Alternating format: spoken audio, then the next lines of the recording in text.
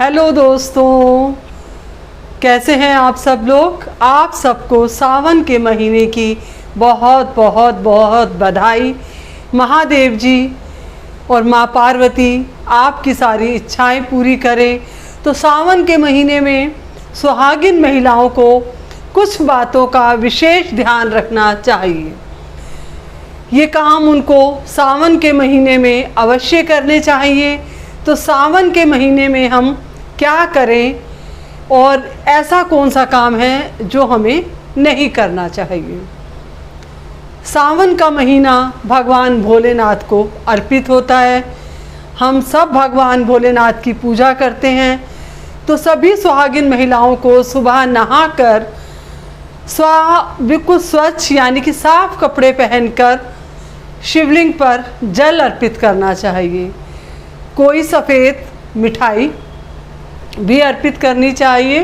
भांग और धतूरा और बेलपत्र भी अर्पित करने चाहिए।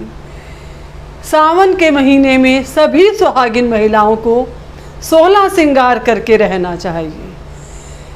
कोशिश करें कि पूरे सावन के महीने में ऐसा हो, नहीं तो हर सोमवार को माँ पार्वती की पूजा करते हुए आपको पूरा श्रृंगार करना है।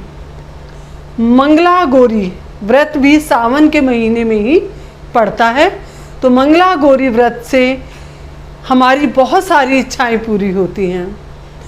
जो भी सावन के महीने में व्रत करता है, अगर व्रत नहीं भी करते हैं, पूजा पाठ नियम से करते हैं, तो भगवान भोलेनाथ का और माँ पार्वती का आशीर्वाद हमेशा सबके साथ रहता है। जब सुहागिन स्त्रियां इस पूजा को करती हैं, इस नियम का पालन करती हैं, तो उन्हें सदा सुहागन रहने का, अखंड सौभाग्यवती का आशीर्वाद मिलता है। उनके बच्चों को लंबी आयु और स्वस्थ और खुशहाल जीवन मिलता है। और जिनके यहाँ संतान नहीं होती, उनको संतान होने का आशीर्वाद मिलता है। तो हम सबको 16 श्रृंगार करना चाहिए। मांग को रोज़ सुबह उठकर नहाने के बाद भरना चाहिए। मंगलसूत्र पहनना चाहिए। नंगे कान नहीं रहने चाहिए। हाथों में हरे रंग की चूड़ियाँ पहननी चाहिए। हरे रंग की चूड़ियाँ हमें माँ पार्वती को अर्पित करके फिर पहननी चाहिए। और माँ पार्वती को भी हमें 16 श्रृंगार अवश्य अर्पित करना चाहिए। महागौरी का जो व्रत होता है, मंगला गौरी का, उस दिन हमें माँ को 16 श्रृंगार की वस्तुएं, नहीं तो 5 या 7 वस्तुएं ज़रूर अर्पित करनी चाहिए। पाँव में आपको बिछुए पहनने चाहिए। पायल पहननी चाहिए। पायल पहने तो पायल में बिछुए ज़रूर हो, पायल में घुंघरू ज़रूर हो। कहते हैं कि जो सुहागिन स्त्रियां बिछुए पहनती हैं, पायल पहनती हैं, पायल में घुंघरू होते हैं, और वो जो अपने घर में जब काम करती हैं, पूजा पाठ करती हैं, घर के काम करती हैं, तो शिव पार्वती खुद उनके घर आके उसे अखंड सौभाग्यवती का आशीर्वाद देते हैं। तो हरी चूड़ियाँ आपको अवश्य पहननी चाहिए। और वैसे भी आप जब भी कभी कोई भी चूड़ी पहने किसी भी दिन, तो आपको किसी भी छोटी कन्या को पहले आप वो चूड़ी पहना दें और फिर आप पहने, क्योंकि उस छोटी कन्या में वो साक्षात देवी का रूप होती है। तो आपको बहुत आशीर्वाद मिलता है अगर आप अपनी नई चूड़ी किसी कन्या को पहनाकर, छोटी बच्ची को पहनाकर खुद पहनते हैं, तो ये बहुत शुभ होता है। तो आपको हरे रंग के वस्त्र पहनने चाहिए। मंगलसूत्र भी ज़रूर पहनना चाहिए। अगर आपके पास सोने का मंगलसूत्र नहीं है तो आप चांदी का पहन लें। चांदी का नहीं है तो जैसे लाल रंग का धागा होता है या आर्टिफिशियल मंगलसूत्र होता है, तो सावन के दिनों में आपको मंगलसूत्र अवश्य पहनना चाहिए। और हरे रंग के कपड़े, लाल रंग के कपड़े, पीले रंग के कपड़े आपको पहनने चाहिए। सावन के महीने में आप भूल कर भी काले रंग के कपड़े ना पहने। क्रोध ना करें, खुश रहें। अपने परिवार के लिए भोलेनाथ से प्रार्थना करें, ये आप सबके जीवन में खुशहाली आए। किसी को आपको गलत नहीं बोलना है। इन दिनों में आपको प्रतिदिन माँ गौरी को सिंदूर लगाना है और जैसे आप इस उंगली से सिंदूर लगा रहे हैं तो उसी उंगली को ऐसे अपनी मांग में भी लगा लें। तो ये कार्य आपको प्रतिदिन करना है। सुहाग की सामग्री आप जितना ज़्यादा से ज़्यादा हो सके आपको गिफ्ट करनी चाहिए, दान करनी चाहिए। जैसे कि आपकी फ्रेंड्स हो, आप उनको गिफ्ट दें, सिंदूर दें या सुहाग की कोई भी सामग्री दें। और सिंदूर तो अवश्य देना चाहिए।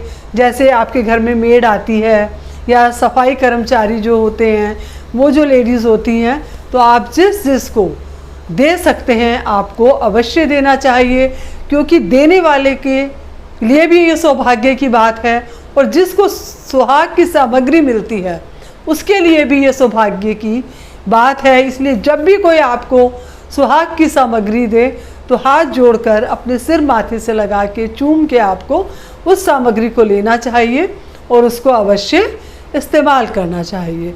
तो जैसे ही आप जितना भी कर सकते हैं, जितनी आपकी पॉकेट अलाउ करती है, आप वो चीज़ें ज़रूर दान करें।